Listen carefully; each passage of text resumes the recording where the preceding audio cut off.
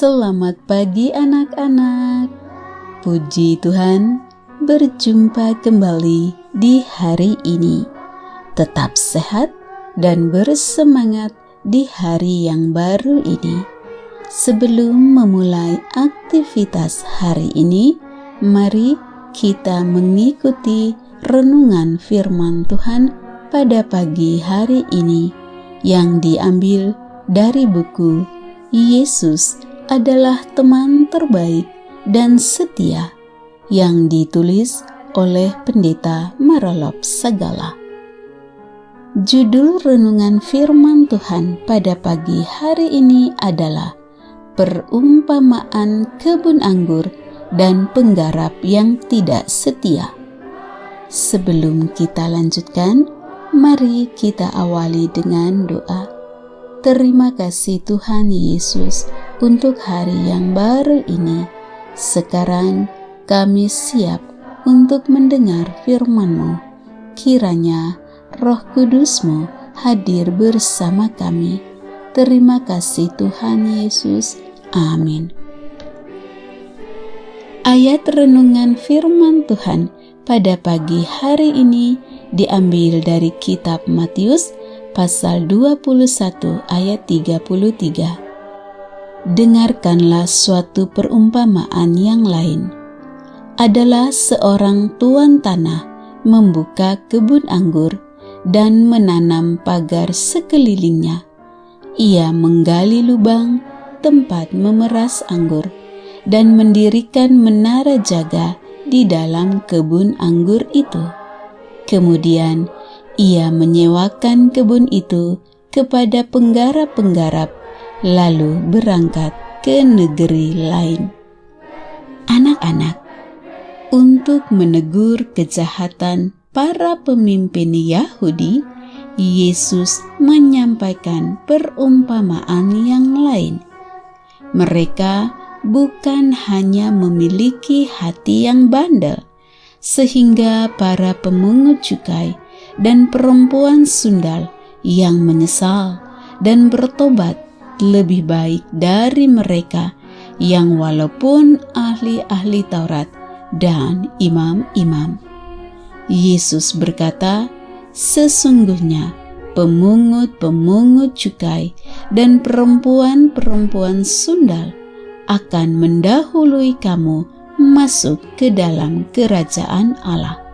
Matius 21 ayat 31. Karena mereka tidak pernah menyesal dan tidak juga percaya kepada Dia yang diberitakan Yohanes.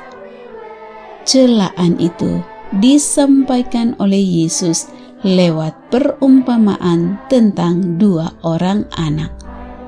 Hati orang Yahudi, teristimewa para pemimpin, tidak hanya bandel, tetapi mereka itu jahat. Kejahatan mereka digambarkan lewat kisah penggarap kebun anggur dan seorang tuan tanah yang menyewakan kebun anggurnya. Si pemilik kebun anggur menyewakannya kepada penggarap-penggarap, lalu berangkat ke negeri lain untuk waktu yang agak lama. Lukas 20 ayat 9. Allah adalah yang dimaksud sebagai tuan tanah pemilik kebun anggur itu. Sedangkan si penggarap adalah orang-orang yang telah mendengarkan dengan penuh perhatian kepada Yesus atas apa yang Dia sudah ajarkan. Tetapi yang dimaksudkan adalah para pemimpin mereka. Kebun anggur itu adalah salah satu yang melambangkan bangsa Israel. Para pemimpin yang dilambangkan para penggarap dengan kejahatannya berusaha mengambil alih hak si pemilik kebun anggur. Ketika si pemilik kebun anggur menyuruh seorang hamba kepada penggarap-penggarap itu supaya mereka menyerahkan sebagian dari hasil kebun anggur itu kepadanya. Tetapi si penggarap-penggarap itu memukul hamba itu dan menyuruhnya pulang dengan tangan hampa. Lukas 20 ayat 11.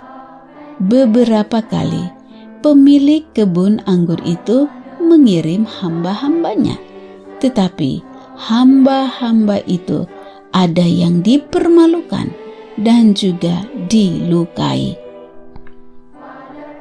Demikianlah para pemimpin bangsa Israel, termasuk pemimpin Yahudi. Setiap kali Tuhan mengutus para nabi-nabinya, mereka menolak hamba-hambanya dan memperlakukan mereka dengan jahat. Mereka adalah digambarkan sebagai penggarap yang tidak setia. Oleh sebab itu, anak-anak yang dikasihi Tuhan Yesus, pertanyaannya adalah, bagaimanakah engkau menyambut dan memperlakukan para utusan Tuhan atau hamba-hamba Tuhan? Apakah engkau menyambut mereka dengan baik, atau sebaliknya hatimu jahat terhadap mereka? Ingatlah bahwa Tuhan pasti akan membalaskannya. Demikianlah renungan firman Tuhan pada pagi hari ini. Kiranya Roh Kudus menolong kita untuk menyambut dengan baik utusan dan hamba-hamba Tuhan. Kiranya Tuhan Yesus memberkati dan melindungi anak-anak sekalian pada sepanjang hari ini. Amin.